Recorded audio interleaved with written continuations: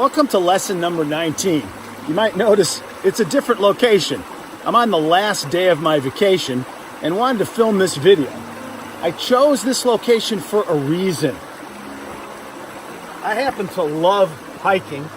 I love being in the out of doors because every time I am amazed by the handiwork of God, the power that He displays in nature.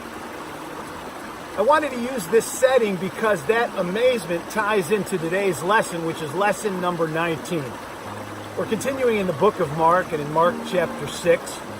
Now, up to this point, we've learned that Jesus has emotions. He can get angry. We find out that He gets sad. And in lesson 19, we see a new emotion. In Mark chapter 6, He had just done a miracle, did tremendous teaching, and some believed and some didn't. And so in Mark 6 and verse 6, lesson number 19 says, Jesus could be amazed. That verse says He was amazed at their unbelief. Now that's not the only time we see the word amazed. In Luke chapter 7, somebody comes to Jesus and needs a miracle. His faith is so strong that once again Jesus says He was amazed, but this time He was amazed at his faith. So here we have two opposites. Jesus could be amazed at our belief or our unbelief. The choice is always up to us.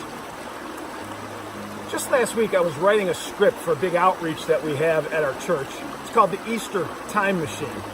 We have a member of our church, her name is Nancy. She is a warrior for the cause of Christ, and this is her passion project.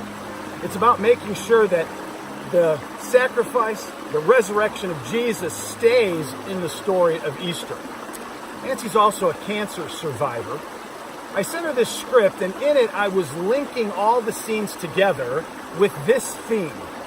The theme is, God has a plan. He always has a plan. She loved it, thought it was wonderful. The next day, though, I get a text message from her.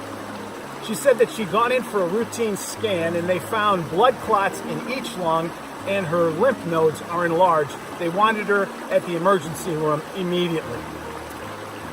As of the day I'm taping this, I don't know what procedures they did or what they learned, but I know for a fact that day that a miracle happened. As we were talking, conversation turned to the theme for the outreach. God has a plan. He always has a plan. And Nancy said this to me, well, I'm not sure about the timing of this, but I trust God's plan.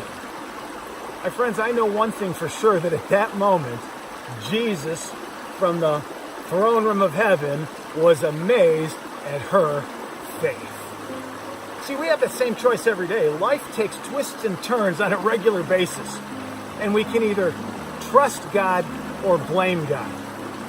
Our choice will determine His emotion of that day. He'll either be amazed at your belief or amazed at your unbelief.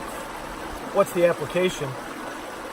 You can improve your faith and trust in Him by studying the Word of God. In there, you'll be reminded about His power and about the fact that He has a plan. He always has a plan. It'll get you to the place when then life takes one of those twists, you'll be able to trust Him. My hope for you is that you're living in such a way that God is amazed at your faith. But as I mentioned, the choice is yours.